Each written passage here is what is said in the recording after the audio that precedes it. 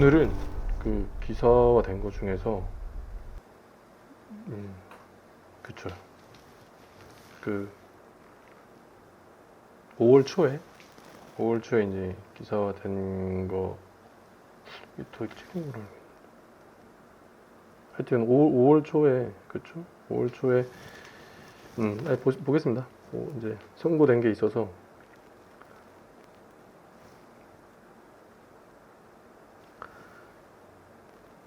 아빠 딸이잖아. 친부 성추행 뒤 극단 선택 녹취송 마지막 날. 이제 여기서 이제 기소가 이제 성추행으로 이렇게 됐다는 건데 기본적으로 강간 시도가 있었던 것 같아요. 강간 시도가 있었는데 보시면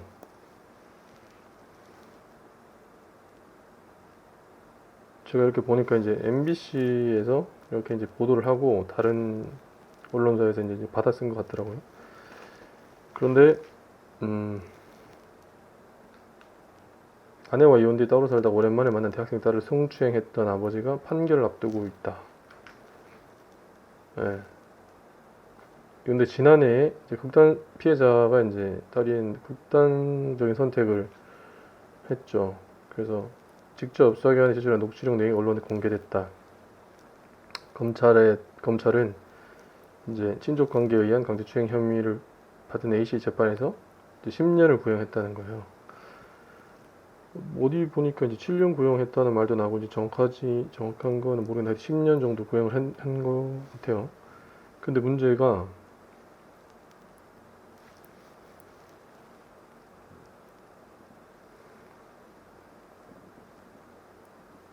검찰은 친족인 딸에게 범행을 저질렀고 피해자 결국 정신적 고통을 상당했는데 용서도 받지 못했다. 반성도 하지 않고 있다. 용서도 못 받았고 반성도 안 하고 있다. 그래서 이제 구형을 했죠. 10년 정도. 그래서 뭐랬냐면 대학생도 대신에 밥을 먹자. 구경 시켜주겠다. 그런데 딸은 그래도 뭐 이혼해서 따로 살고 있긴 하지만 아빠가 그래도 아빠는 아빠니까 라고 생각을 해서 친딸 갔는데 이렇게 한 거죠. 근데 이 기소를 이제 강제추행을 했다 뿐이지 그 정황을 보면 신체 접촉 거부하는 비실을 들고 성폭행까지 시도했다. 아버지인 A씨가 내 속옷을 벗겨 성폭행 시도했다 주장하면서 녹음 파일을 가족과 수사기관에 전달했던 것을 알려진다는 거죠. 근데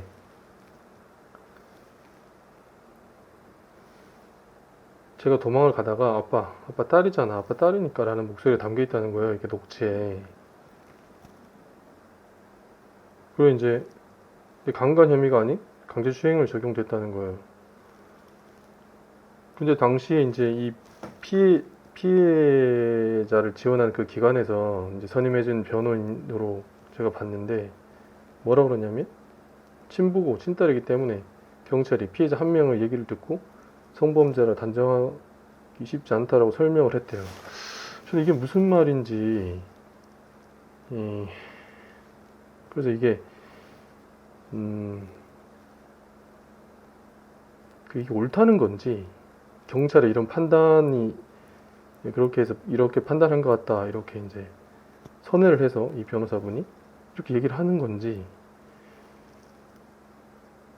근데 이제 이분의 신분이랄까 이게 피해자를 지원하고 있잖아요.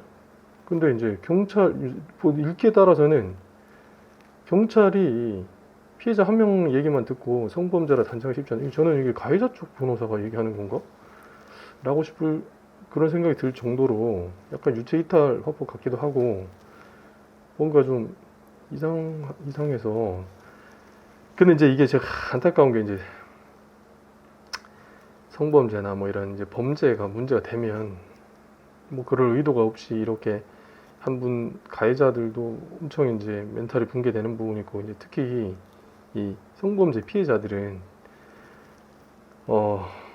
거의 이게 정신적인 살인에 준할 정도의 충격을 많이 받는다고 이제 제가 알고 있는데 그래서 이제 그리고 이제 가해자가 친부잖아요. 그래서 이제 유서를 남겨 이제 극단적 선택 이 말에 대해서도 이제 말들이 좀 있죠. 뭔가 선택권을 가질 수 있는 것처럼 하여튼 기본적으로 뭐 순화해서 얘기하는데 그래서 이렇게 해버리면 문제는 뭐냐면 이게 좀 정의가 구현되지 않아요.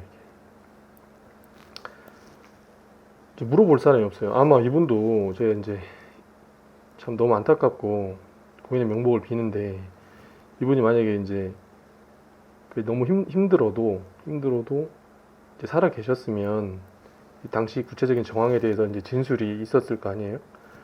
이 가해자가 어떻게 했는지에 대해서. 그러면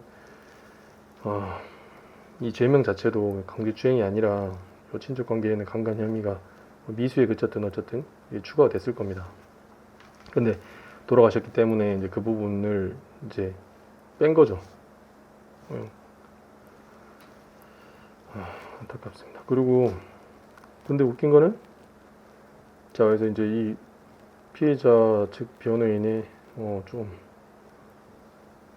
이해하기 힘든 이 발언 요거 이렇게 하고 근데 이제 이게 아마 요 사이에 제가 알기로는 이 언론에 기사가 뜨니까 재판부에 가해자를 직권으로 재판 도중에 구속시켰다는 거죠. 이것도 웃겨요. 사실은 죄질이 굉장히 나쁘고 계속 반성도 안 하고 오히려 피해자 탓을 하고 이러면 충분히 구속을 고민을 해봐야 되는데 구속은 이제 수사 목적으로 이제 많이 하죠. 가다 놓고 지금 피해자의 어머니나 이런 데서 이제 뭐 합의 노력 이런 거를 빙자해서 더 이제 막 증거인멸 시도를 할 수도 있고 말을 맞출 수도 있고 여러 가지 있을 수 있기 때문에 구속이 필요한데 안 하고 있다가 이제 재판부가 뒤늦게 이제 했는데 어찌 보면 뭐 뒤늦게라도 이렇게 구속시킨 건 다행인 면이 있지만 한편 생각하면 언론이나 그러니까 여론의 눈치를 보고 이렇게 한 게 아닌가 이런 의심도 들긴 하죠. 어쨌든 구속이 됐습니다. 그리고 이제 계속 이제 혼자 남은 그 피해자의 어머니가 홀로 외로운 법정 다툼을 이어가고 있다는 건데 근데 이제 피해자 지원단체에서 구해준 처음에 피해자 쪽 변호사가 피해자 사망이기 때문에 대리권이 없다라고 하면서 법정에 출석하지 않고 있다.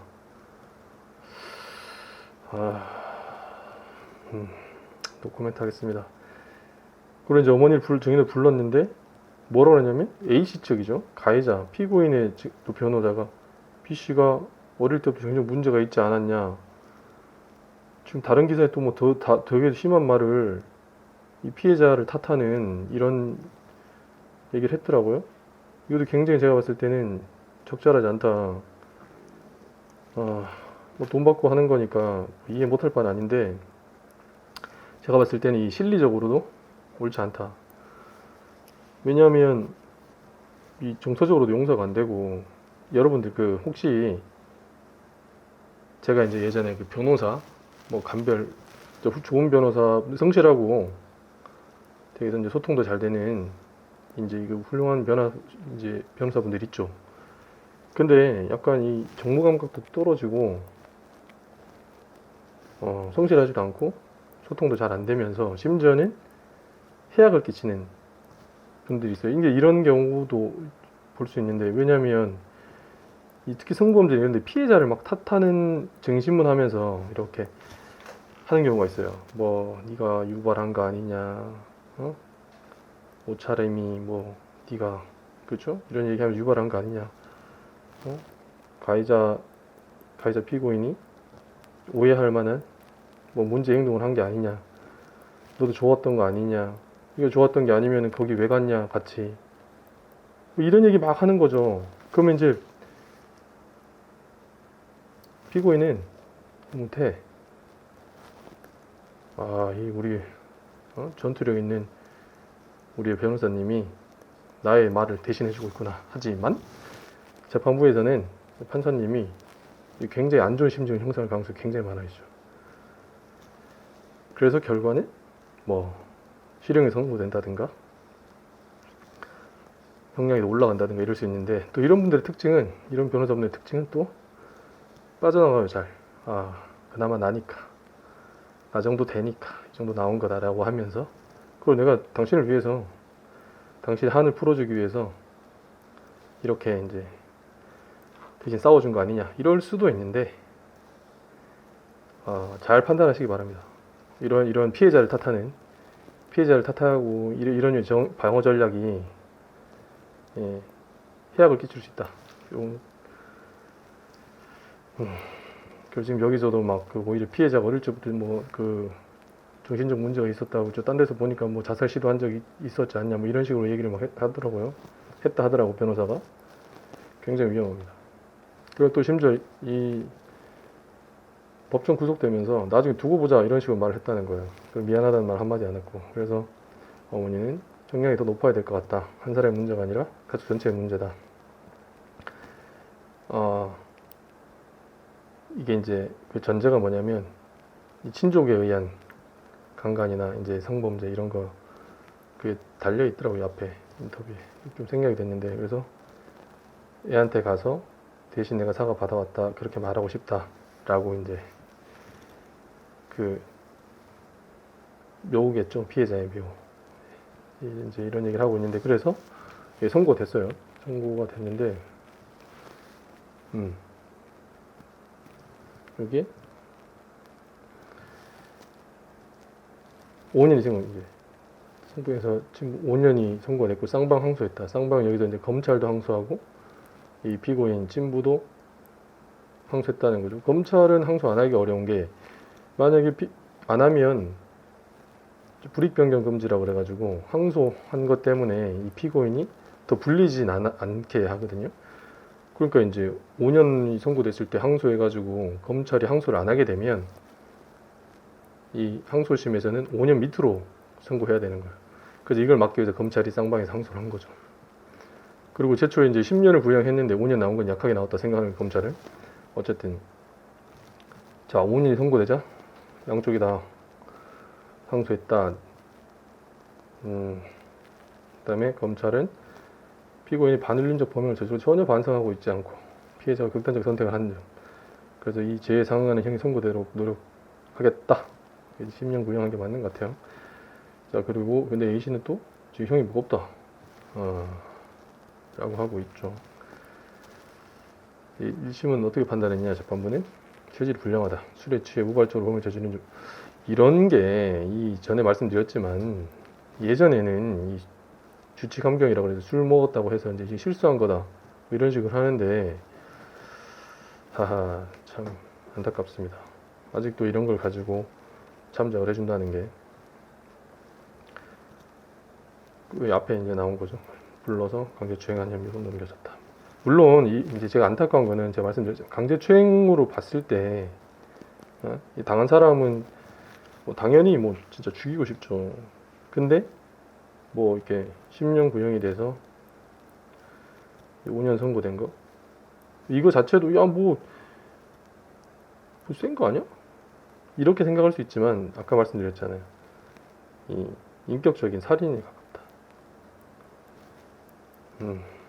그래서 결코 세게 나온 게 아니다. 그리고 이제 성폭행 시도했는데 그 당시 정황이 담긴 녹음 파일을 수사기관에 전달했는데 이제 지금 뭐죠? 죽은 자는 말이 없잖아요. 지금 이 구체적인 정황에 대해서 당시 이 녹음 파일에 담긴 이 목소리, 이 정황 이거에 대해서 이 피해자가 어떤 맥락에서 어떤 뉘앙스로 이렇게 한 거다라고 이제 얘기를 하고 아니면 당시 이제 범행 현장에서 이 피고인이 했다고 하는 거 이런 거에 대해서 정황을 디테일하게 얘기를 해주면 이제 강간으로도 기소를 하고 형량은 당연히 올라갔고 정의는 실현이 됐고 피해자는 그래도 조금이나마 가해자가 처벌받는 모습을 보고 심리적 정서적 위안을 받을 수 있었겠죠. 하지만 안타까운 선택을 하셨고 그든 말씀드리지만 이 피해자분들 힘내시고 힘들더라도 뭐 극단적 선택이나 이런 거에 대한 저 실제로 상담하다 보면 이렇게 약 드시고 이렇게 하는 분들 많으시거든요. 그 수면제죠. 잠을 못 자는 거 잠을. 그리고 이제 그리고 이게 지금 여기서도 앞에서 뭐 그 구형한 거 검찰에서 구형한 거에 대해서 이제 선고가 뭐 한 달 안으로 이렇게 돼서 빨리 한 것 같지만 이 구형이 되기 전까지 수사는 엄청 오래 걸리거든요. 그러니까 일상이 안 되는 거예요. 그 심지어는 이제 또 아까 말씀드렸지만 그 재판 받다가 뒤늦게 직권으로 법원에서 구속했다는 거잖아요. 그럼 그 전에 뭐예요? 문제 제기 나서 수사가 이루어질 때는 이 불구속 상태에서 가해자는 이제 일상생활을 했겠죠. 그리고 주변에서 이 피해자를 탓하고 피해자가 이상하다 라고 하면서 여론 전다고 이게 이제 2차 가해, 2차 피해인데 이런 행위를 하면서 일상을 하는데 반면에 내가 억울하게 피해를 당했는데 피해를 당한 사람은 또 이제 일상이 안 되죠. 일상생활이 안 되고 정신적으로 이제 힘들어지고 이렇게 있는데 이런 분들 피해자분들도 저한테 연락 주시면 뭐 조언 드리고 또 항상 말씀드리지만 이 가해자인데 이제 억울한 가해자죠. 억울한 가해자.